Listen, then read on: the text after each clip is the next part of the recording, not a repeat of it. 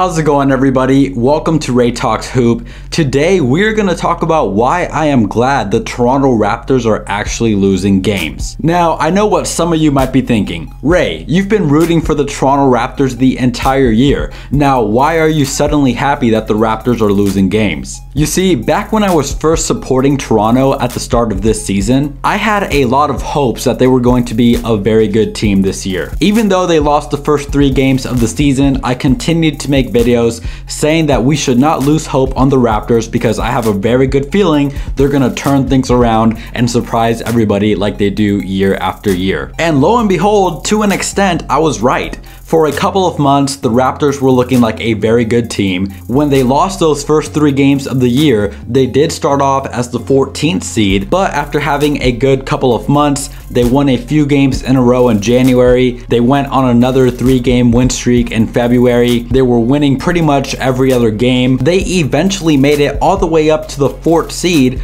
even though they started off as the 14th seed. But now, as most of you probably already know, things have taken a turn for the worse. In the entire month of March, the Toronto Raptors only won 1 game. So with that being said, why am I suddenly glad that the Raptors are losing? Right now, the Raptors need to forget about this season completely because it is a wash.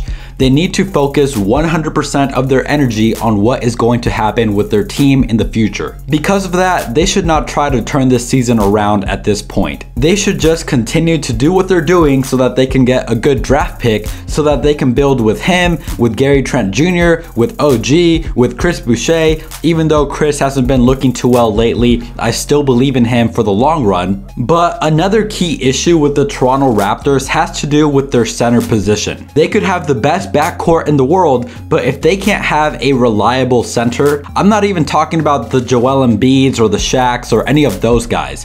I'm talking about someone who can just get the job done. And right now, the Raptors do not have anything near that. In the last 3 games, Aron Baynes, the Toronto Raptors starting center, has played a total of 45 minutes, and for those who may not know, an NBA game is 48 minutes, so in the past 3 games, this man has basically played an entire NBA game, and in those 45 minutes, he has combined for a total of 3 rebounds over the course of 3 games.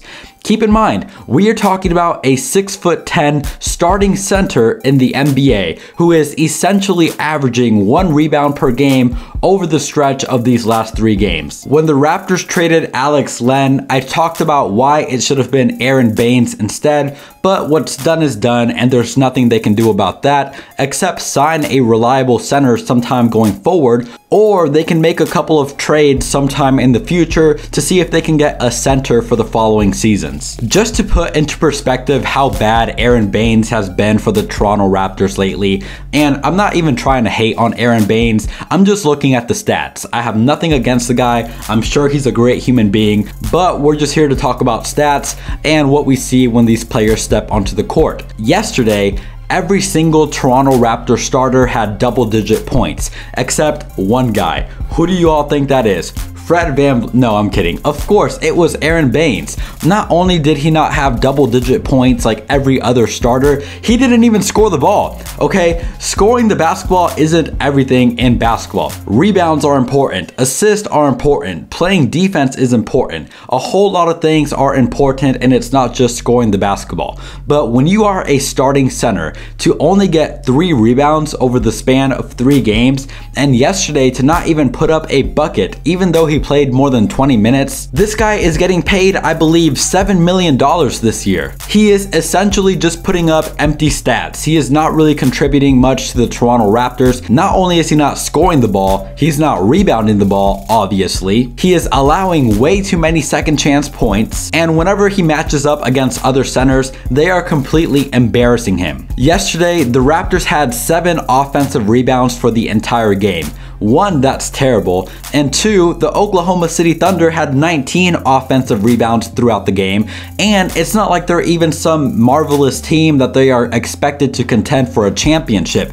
They had almost 3 times as many rebounds as the Raptors. Anyway, moving on from Aron Baynes because I am already mad for the Raptors and their fans, let's go ahead and talk about Gary Trent Jr. When Norman Powell was traded to Portland for Gary Trent and Rodney Hood, I made a video saying that essentially the Raptors got worse in the short term, but there is a potential for Gary Trent Jr. to be a very good player in the long run. Now, even though Gary Trent has only played a few games with the Raptors, I will say he is already doing better than I expected him to do. When he was in Portland, he was averaging around 15 points per game, and yesterday he had a 30-point night. Gary had 31 points in 36 minutes, and he did this on 12 of 22 from the field. This is something I definitely expected to see Gary Trent Jr. doing, but it wouldn't have been until at the very least 1 or 2 years from now. So if Gary Trent can somehow keep this up, then that is going to be amazing for the Toronto Raptors. And I haven't even mentioned what Gary does on the defensive end of the court.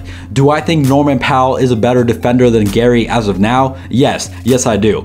But Gary is extremely young. Norman Powell is 27 years old, I believe, and he is pretty much just entering his prime right now. So even though Gary is not quite the player that Norman was, I do think his ceiling is a lot higher than Norman's. And as most of you know, the Raptors lost by double digits last night. They lost by 10 points. I believe the score was 103 to 113, but get this. This is the part that completely blew my mind. One team had 7 turnovers and the other team had 18.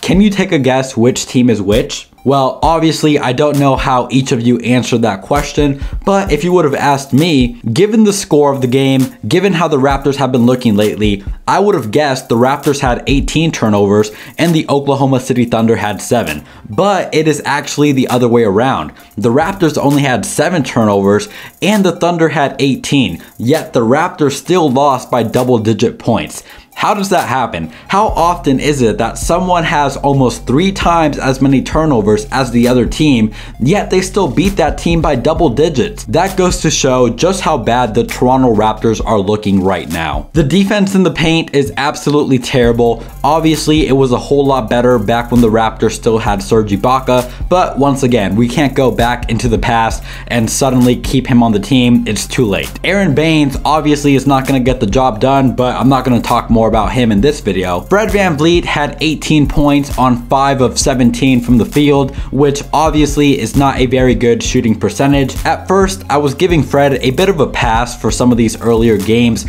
where he had a decent amount of points, but he did so on a poor shooting percentage. But I'm not really going to give him a pass anymore because over the stretch of the last 9 games, Fred has been shooting an average of 39% from the field. If this was some player who we've never heard of, then okay, I might not say anything, but for a player of Fred's caliber, the only reason I'm really getting on him is because I know he is much better than a 39% from the field shooter. And the reason he's probably shooting so poorly is because he sees that a lot of his teammates are not contributing as much as they used to. So for him, he has that winning mentality. He's gonna take more shots in hopes of making more of them so that the team can score more points and hopefully they can win. So even though the shooting percentage is not too good, and even though I'm not going to give him a complete pass for it, I can understand why he's shooting as much as he's shooting, and sometimes you make shots, sometimes you don't, so it is what it is. And this poor shooting percentage is not just on Fred Vanvleet. Yesterday, the entire Raptors roster shot 39% from the field. How do you expect to win games if your entire team is shooting 39% from the field? And 9 out of 10 times, if that is what your team is putting up, you are not going to beat anybody. And then Pascal Siakam, I don't even know where to begin with this dude. Sometimes he has games where he's playing all the way up here. Other times he has games like yesterday where he shot 2 for 9 from the field and he put up 14 points. 2 for 9 is absolutely unacceptable. And in the previous game, he shot 5 for 14 and he also had 14 points. So at this point, really, I would just throw the season away and continue to focus on the present. If the Raptors are trying to turn this season around, it is really only going to hurt them in the long run. I would simply tank in attempts to get Cade or somebody else who is going to be a very good prospect. If you made it all the way through, go ahead and give this video a thumbs up and hit that subscribe button down below. Thank you all so much for watching. I will see you guys tomorrow. I am out of here.